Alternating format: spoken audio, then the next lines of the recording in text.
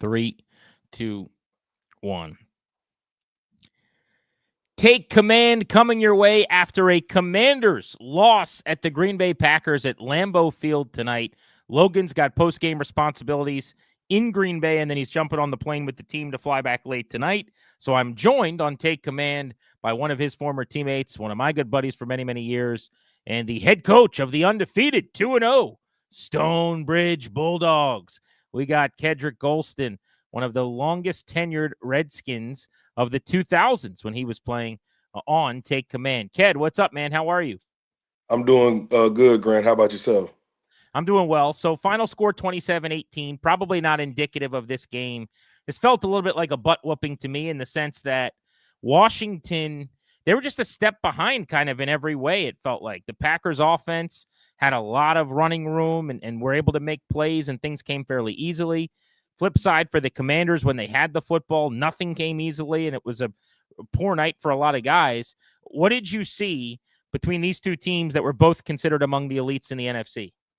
You know, I agree with you totally, especially in the first half. It seemed extremely one-sided. I think Green Bay had almost 200 yards of total offense, kind of did what they want, but it was still a relatively close football game.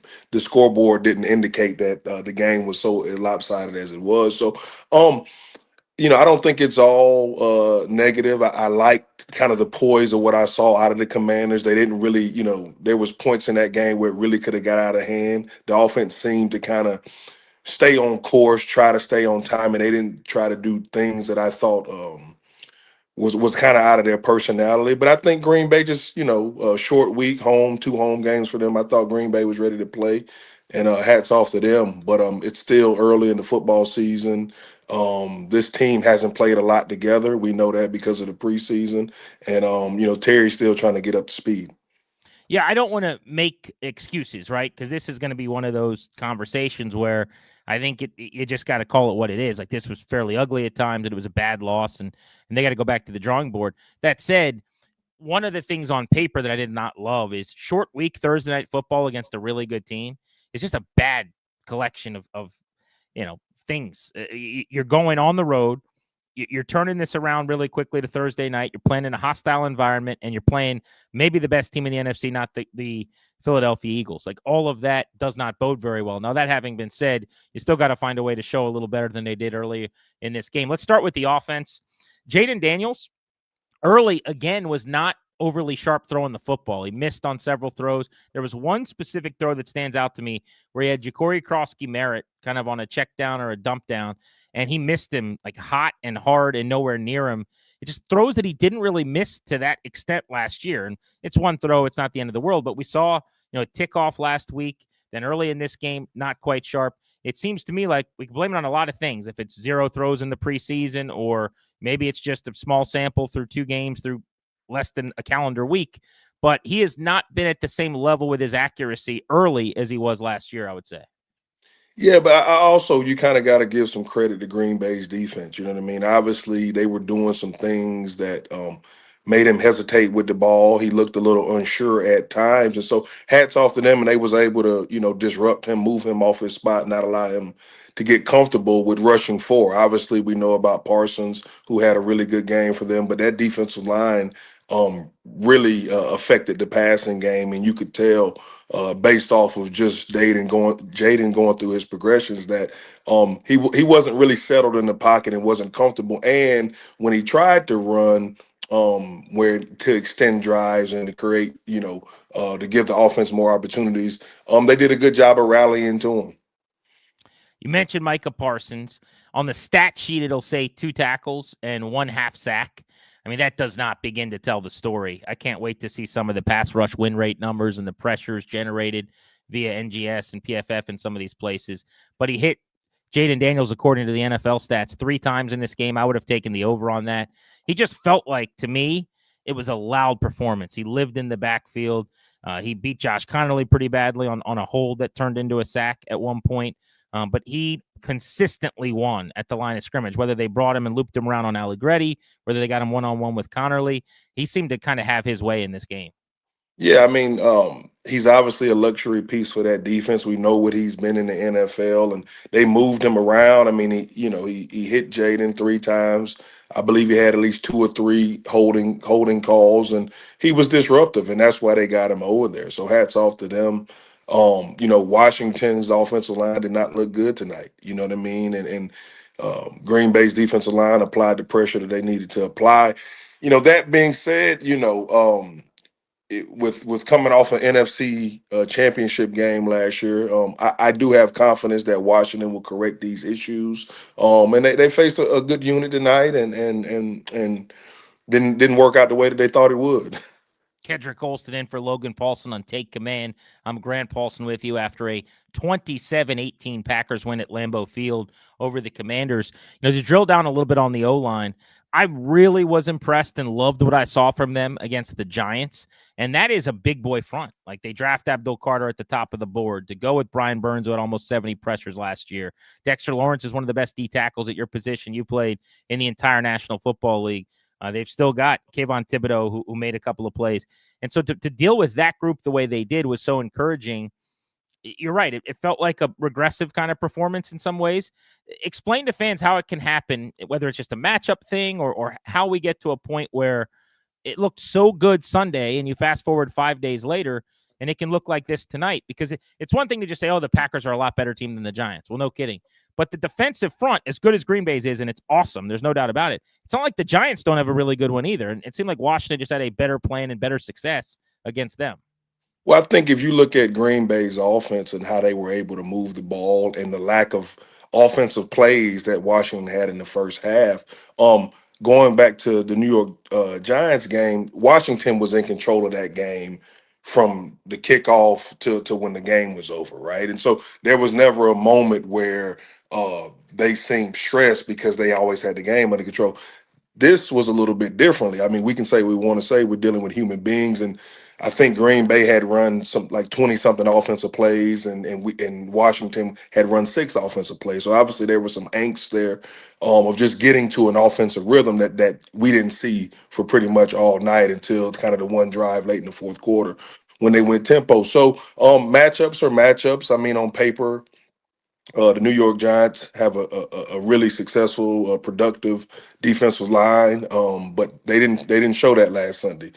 Green Bay, we knew had some talent, obviously with Parsons headlining that group, and they came out there and they produced. And like I said, it's just one of those things where their offense was able to move the ball. They were able to. Green Bay's defensive line was able to tee off and rush the passer, and without going back and looking at the tape, made Jaden feel uncomfortable and making him get off his spot. And so maybe they saw something off of last year's tape that they liked, that maybe obviously, he has kind of his things that he likes to do, whether it's setting up left in the pocket, setting up right in the pocket, and they didn't allow him to feel comfortable.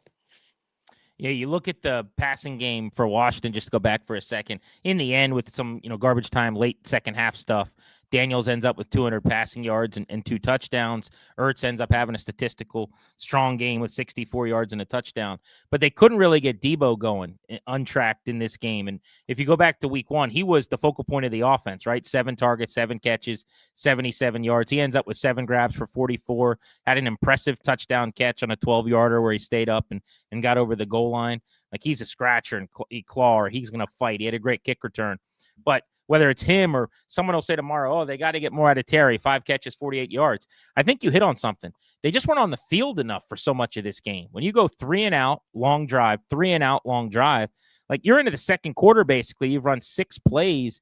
So much of everyone getting to eat is about, the quantity of the snaps. You can't all get what you want if you're not running a lot of plays. And in the end, they did run 65 plays, but a lot of those were, well after this game was decided, I felt like. So I don't even know if you're looking for standouts offensively, I would definitely say Ertz. I thought he was really good. He had a 13-yard yak play where he made a guy miss and scored a touchdown. But otherwise, whether it's a drop here by Noah Brown or a popcorn pass there to Terry McLaurin or whatever, you're hard-pressed to kind of find guys that shine tonight. It just seemed like Green Bay's plan was really, really good. The corner Nixon, I thought, was unbelievable. Yeah, absolutely. I mean, Green Bay's defense, shut down Washington's offense. And I think we're still so new in this year that we remember some of the highlights and 500 plus yards of offense off of last year. But this is a new group. They have a new offensive line that they're trying to work together, and it's going to take some time, obviously, to bring Debo. What is he going to be here is the real question. We know what he was in San Francisco. What is he going to be here, and how do you marry that with Ertz and Terry and the rest of that bunch so that everybody can get their touches? But at the end of the day, like you said, there wasn't enough plays to go around for anybody necessarily to get in a rhythm, and it was a good defensive game. They had a good game plan. The interesting thing moving forward, with this kind of mini bye, and I believe they have the Raiders next week, is are the Raiders going to try to duplicate the game plan that Green Bay has defensively, and not to say that anybody's figured out Jaden and Kingsbury's offense, but the more tape you get on people, and the more you kind of figure out how they call games with a certain bunches, how are they going to adapt to move forward to the offense that moved the ball at times at will last year. Let's talk running game for just a second. Eckler in this game is lost to an injury. Looked serious. I don't want to sit here and play doctor, but we've all kind of seen that non-contact injury, grabbing at the ankle. Looked like an Achilles, possibly. We'll have to wait and see what we hear, but he looked so dejected on the bench. I mean, my heart broke for him. That's one of two what appeared to be very serious injuries tonight, without trying to do too much guessing. But Dietrich Wise with the quad got carted off. He was very emotional. Every single player on the team came over to the cart. He is such a good dude, kid. I don't know if you've had a chance to meet him yet.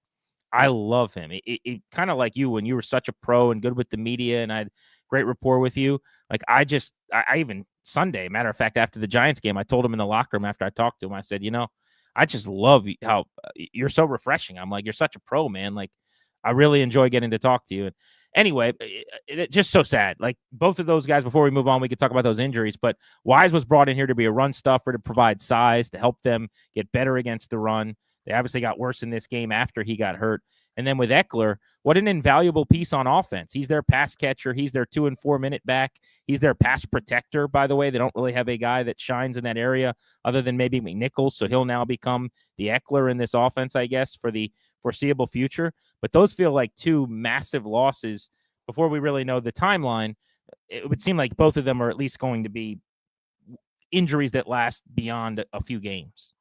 Yeah, no doubt. When you lose, obviously Eckler's been here, McNichols has just gotten. I think when that happens, like it's not just the impact of their production on the field, but what does that look like in preparation with the younger players on the team and just the team morale. Now, I have total confidence in Dan Quinn and his staff to kind of rally around those guys and to get ready to play. But when that kind of happens in game, that it's tough. It's a part of the game. We can't make excuses because we know injuries are part of it. But like you said, they were brought in here to do specific things, and now who's going to fill in those roles?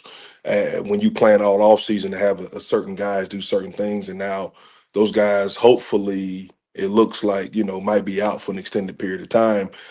How do you adapt to not having those players available? And trying to scheme it up both offensively and defensively to put your team in the best situation to go out there and produce and win football games.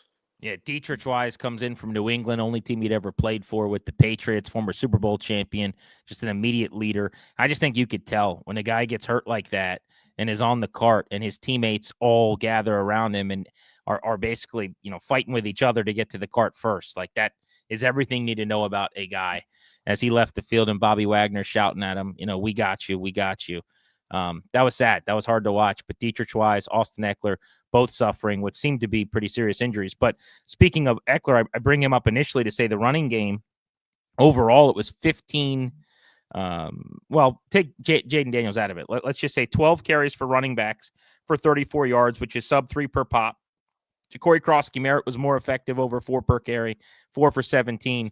But I felt like, I know they were down a couple possessions late and then you go away from it. But even early in the game, They tried and had very little success, and Cliff pretty quickly decided, let's spread them out and try to throw the football. I know a lot of people will take issue with that. I didn't really have a problem with that because coming into the game, kid, go back to last week. Like the Lions, who love running the ball, could not run on them. 76% of their rushing plays last week to kick off the year, the running back was hitting the backfield. And so this is what Green Bay is built to do now. Then you would run the ball 4 times for 5 yards. And I think Cliff said, all right, we got to try something else. We can't stay on the field. But they went away from it. So what you end up with is 11 combined carries for your running backs in this game, which in the end is probably not going to cut it in a game that, until the fourth quarter was fairly close in terms of the score, even if it was lopsided on paper. Yeah, I mean, no doubt about it. I mean, these coaches spend so much time looking at matchups and looks, right? And so, from a game planning standpoint, if you get the certain look you want with the certain coverage and call, you're going to run your offense. And obviously, Cliff and the staff like what they saw in the passing game, and so you want to do that. And that's NFL football. You know what I mean? You don't have Terry McLaurin, Debo Samuels, and the rest of that group and not try to get the ball in their hands because they're some of your better playmakers. When Washington's at its best, they are running the football with a ton of misdirection, orbit motion, GT type of +1 runs with Jaden in the backfield. And so I would love to see them get back to some of that because it puts a ton of stress on the defense because it forces the defense to be a whole lot more disciplined. When one, the quarterback can run the ball, two, you have Debo Samuels flying across the formation, and then you add on top of that, guards and tackles pulling. I would like to see them do more of that because of the stress Why that didn't it they, puts in on your defense. opinion? I think that's a great observation. It's hard to say because maybe it's a timing thing. You know what I mean? This is all speculative, not being, in that organization. But if you look at what they did last year and the amount of stress they put on defensive fronts and defensive coordinators, I would like to see them get more back to that because as a defensive coach, you always trying to figure out where you can get extra guys to the point of attack. Well, when you have orbit motions and Jaden can run the ball, pulling linemen, you can no longer guess and cheat, and it's kind of like one-on-one, right? And so we would all agree that in most stadiums, Jaden steps into, he's going to be one of the most athletic people on the field, and you want to take advantage of that. Kedric Golston spent over a decade in the NFL in Washington with the Redskins, joining us on Take Command, filling in for Logan. I'm Grant. The Commanders lose 27-18. They were down 27-10 with 3 minutes to go before they scored a late touchdown, 10-yard pass from Daniels to Samuel, and then a 2-point conversion to Luke McCaffrey. Kudos to Luke McCaffrey, by the way. Got on the field, made a 19-yard catch in helping to replace Noah Brown, who was also lost to an injury in this game. Not sure how serious his injury was. Another sneaky, significant injury they suffered was John Bates, who's one of the better blocking tight ends in the entire NFL. Logan and I talk a lot about him on this pod regularly. I mean, there aren't many tight ends in the entire league that are more successful in line right now, moving people around in the run game than John Bates. And you could tell the difference when he wasn't out there to help Josh Connerly. Let's talk Connerly for a second. I feel for him, Ked, because his first 2 weeks in the NFL, think about this. Rookie first-round pick. Talk about getting thrown into the deep end. Brian Burns, who had 70 pressures almost last year by himself. And then Micah Parsons tonight. Last week, 22 of 29 snaps were over top of the right tackle, and they certainly moved him to right tackle again tonight. But now you're like, oh, thank God. Okay, you had these 2 games. You get to move on. Max Crosby waiting in the wings. Like, you can't make this up. And I know it's the league, bro. I know, like, every week is another dog on the other side. But this is ridiculous. I mean, he has struggled. I get that. I'm not trying to make excuses for him. But this is a murderer's row schedule for a rookie tackle out of the chute. Well, not only a rookie tackle, but one that's moving from left tackle to right tackle, and that's 2 different planets. If you've played to position, and if you look at kind of some of his misses, it's to me you can tell he's comfortable playing left tackle if you look at somehow the breakdown in his fundamentals. What I like about him though, and what you can see is they believe in him and his preparation, and this is just growing pains, and he's growing in front of our eyes against some really good football players, because at the end of the day, as a coach, if he was struggling to grasp or to understand, you think they would put him, take him out, let him kind of get his composure. But he's in there battling, right? And so for me, we're going to reap the benefits of this later in the year because of all the reps and the exposure that he's getting against all pro pseudo defensive players of the year, just coming at him, right? And so he's out there competing, he's getting holding calls, but I like his body language, I like his energy when he gets to the line of scrimmage. You can see he's fighting his tail off, and he has to learn. You know what I mean? And one day we'll look back on these first couple of weeks and say, hey, we remember when, but now I feel like we have one of the better right tackles in the league. He's going to get there. I mean, athletically, the way he moves, you could just see it. He's got the goods. But yeah, it's been trial by fire pretty clearly to this point. The rest of the offensive line we kind of got into already. I don't know how much we've got to do there. One more on the offense, and that's on Terry McLaurin. Through 2 games, it's like 7 grabs, 75 yards. He was more involved tonight, 9 targets, 5 catches, 48 yards, long of 14. It's a slow start to the season. He has had those before. Do you think he is in any way affected by no camp, no summer, any of that? Or is this just kind of, an easy thing to point to after 2 games, but non-factor? I mean, obviously, Terry better than I do. He's a pro's pro. You know what I mean? Even though he wasn't getting those reps mentally, he was out there. He's in top tier shape. And we were having these same conversations this time last year about him not getting the ball, right? And then you fast forward to the end of the year, and those targets came and that production came, right? So I just also think it's one, early in the season, you're trying to figure out what you have and who you have. Now you're trying to win football games, but ultimately, you're trying to build the most prolific offense that you can, right? With inserting Debo Samuels, with some of the changes in the running game, so on and so forth. So, at the end of the day, you play every game to win it, but you're also trying to develop an offense that can hopefully make the playoffs and compete for a championship, right? So, that's not to say that he's not a huge part of that, because he is. But at the end of the day, uh, let's not take this all sample size of 2 weeks and try to write the book for the rest of the year, right? Let's give it a few more weeks. We know who Terry is. We know that he's going to be a huge part of this offense. So let's just see how that kind of maturates throughout the season. All right, defensive side of the ball, Kedric Golston. Let's get you to home base here, where you played so many years in the league on the defensive line. The biggest story out of week 1 for this team was that defensive front dominating the Giants' offensive line. Javon Kinlaw looked like the $15 million man they paid him to be. Daron Payne had a monster game. He was much more quiet in this game, obviously, but everybody kind of ate in that first game. What did you see up front from the defensive line in this game?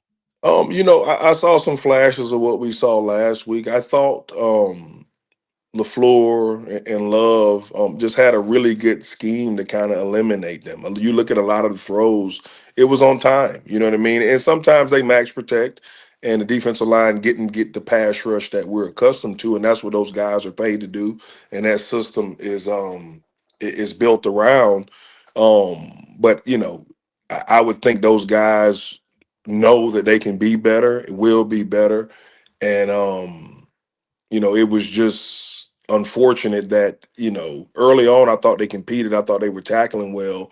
But I believe that, what was that, when the tight end caught the ball in the seam for 54 yards, and then kind of started just giving up chunk play after chunk play, that was a little disappointing. And it's just hard to say, right? It's complementary football, right? In order to get sacks, you got to cover. In order to cover, in order to get interceptions, you got to create pressure, right? So, it's one or the other, and you could just see that, you got to take your hat off to the Green Bay offense, because they looked like they had a really good plan against what Washington was trying to do.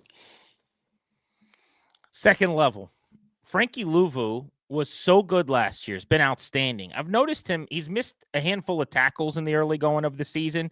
Now, that's going to happen, right? Especially early on when you were practicing and playing. You guys had so much more time on the grass. Have you noticed that as a trend at all in today's NFL? Do you think that's fair to say that the tackling early in the season just isn't up to par, or is that not a good reason to suggest why someone isn't getting guys on the ground to the same extent that we've become accustomed to? Yeah, I mean, obviously, a lot of football in this day and age is you do a lot of football like drills, right? But football is about tackling people to the ground, and because of player safety and the lengthening of the season and longevity, you want to keep players up. But ultimately, you understand, even though you preach it and you rep it on bags and in control situations, that it is a work in progress tackling early in the season. The one thing that you do like about Luvu is that if he misses a tackle, he jumps right back up and you see him show back up in the frame, right? So you know the effort and the energy is there. Now it's just going to be about, him finishing those tackles, right? So um, that doesn't really bother me and worry me because I saw the way that he played last year. I see the effort and the intensity in which he's going about it now. It's just, a matter of kind of like in the past game, he's got to get his timing down with his angles and his same foot, same shoulder, and just some of those detailed things out that I know that they're working on and they're preaching and that they'll correct. Back end, Marshawn Lattimore and the corners coming out of week one, feeling good about themselves. This was a much tougher challenge, it seemed like. Lattimore specifically, a couple more penalties tonight, got picked on a little bit early. What I noticed they were doing, Kedric, was they were going motion, and instead of Washington passing those things off and kind of communicating where he would kind of stop and stay on one half of the field and someone else would pick up the motion man, he was coming all the way across the formation, like following. And a few different times, particularly with Wicks, they would basically motion him all the way across, then run an outbreaker toward the sideline. He's running from one side of the field to the other, and they would get him by a step or two. And they just kept going back to the well on that. I mean, it worked a few times. It was not, a great night for him necessarily, but what did you see in terms of usage or matchup there? Well, when you're in man-to-man coverage, that's what you're going to get. You know what I mean? And Green Bay's scheme stressed that out, right? And so last week we talked about how this defense was playing a lot of man-to-man, zero type coverage, and they came out there this week, and that's who they're going to be as a defense. And Green Bay stressed them out. You know what I mean? And never really. Did the Commanders defense never did anything to kind of get Green Bay out of their rhythm, right? So from a secondary standpoint, right, you want to play man, but sometimes you got to get those guys a little bit of a break and drop them off in the zone, and I'm sure they did that without, like you said, looking at the all 22 tape. But Lattimore, I think he got 2 penalties last week, right? So he's obviously a really physical, aggressive corner, right? And so people are going to try to take advantage of that. One, they're going to get a catch, or two, they're going to get a penalty. So if you're looking at that from a coaching perspective, those are two good things that could possibly happen, right? And so they just made sure that they forced him to cover the whole 53 yards of the field and make a tackle. Or get a holding call. So from that standpoint, they like what they see because of the amount of stress it causes on him and the rest of that secondary. I really like Trey Amos, the rookie corner. He looks like he's going to be a really good player. Hit a PBU on the 4th down on the opening drive. Otherwise, Green Bay scores a touchdown there. He did get, jammed in the neck and head at one point. It looked like, it was kind of a truck stick from Jordan Love where, technique wasn't great. He kind of lowers his helmet facing down to the ground in a way you're not teaching them to do at Stonebridge.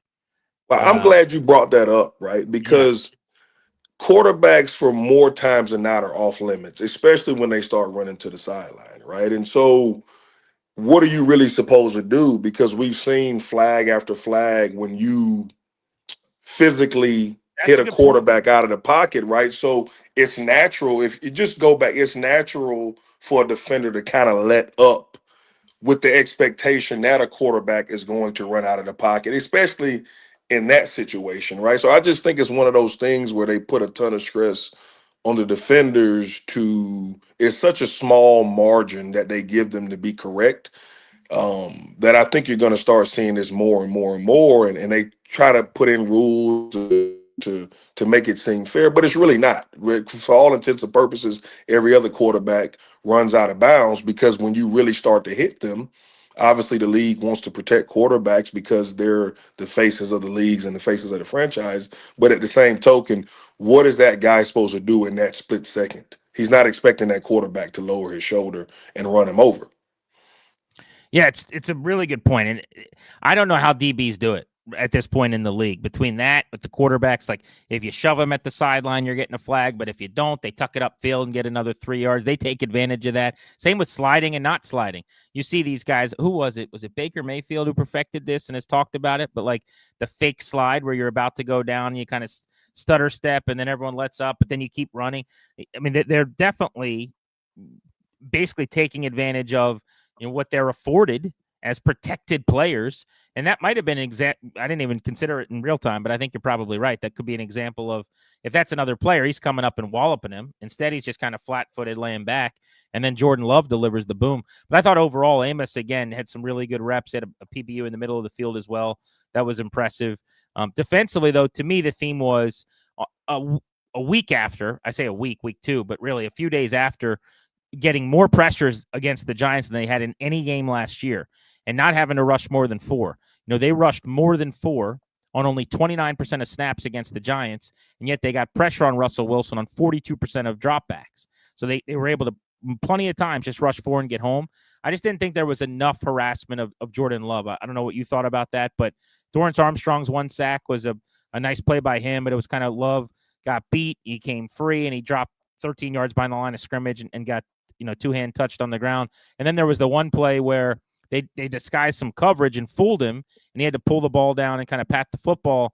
And that's when Jacob Martin and Von Miller got home to share a sack. But otherwise, just looking at the pressure counts tonight and the quarterback hits essentially on the defensive stat sheet, I mean, they're too few and far between. 1 for Quan Martin on a blitz on a throwaway, 1 for Armstrong on the sack, 1 for Martin and Miller on their sacks. Otherwise, Jordan Love didn't get touched tonight. No, he was clean. You know what I mean? He was comfortable. He was clean. He was confident. He was so confident he figured he'd run over a defensive back at some point in the game. So that's obviously not what you want out of this defensive front with the type of talent and what they've shown us they can do, like you said, against the New York Giants. And it's hard, and that's why defensive linemen, defensive tackles. That's why you go out there and get a Von Miller to speed up the quarterback's process. That happened tonight, and there's reasons, fundamentally or whatever that they'll be able to look and learn and grow from. But there's really nothing to say about it except they didn't make the quarterback feel uncomfortable enough, and maybe that was because they never got in the rhythm with some of the. Was there true drop back? Was there true 5-7 step? Or if you go back and look at it, was Love getting rid of the ball just in timing? Regardless. If the quarterback throws in timing, it's going to be hard to sack him regardless. If the offensive lineman gets beaten out, if he catches the ball, he throws in timing. But there were some deeper throws, so you would think that. But they had some speed. Their hats off to Green Bay's wide receivers. They had a few Good, guys man. hurt, but those replacements came in and they played and definitely had the speed. So defensive line, has to be better. I think they'd be the first ones to say it. But like I said earlier, Green Bay obviously knew who, knew how, and what they wanted to attack. I mean, the tight end for them had 100+ yards. Really, I think if anybody's the player of the game, it's him because he was setting edges in the run game, knocking people off the ball and breaking tackles and getting open, creating separation. So he seems to be a guy that created some matchups that didn't really go in our favor. Yeah, Tucker Kraft, 6 for 124, 7 targets, and a touchdown. But I want to talk about 124 yards from the tight end position. How about 57 on one play in the seam where it just seemed like he was running forever? All right, kind of wrapping this up then, Ked. Final thoughts here. Out of week 1, it felt like, wow, this team is really good. Now, the overreaction this week is going to be, woof. That was a cold water game, and you played this elite team in the NFC, and that looked really, really bad. It's almost like it wasn't as good against the Giants as we thought. Maybe it's not as bad as it looks against the Packers, and they're somewhere in the middle. But you know how we ride the roller coaster as a fan base and as a media early in the season? I mean, how do you make sense of 2 very, very different outings for this team through 2 games? If you go back to the Giants game, we knew it was a sloppy win, but you should win games that are sloppy.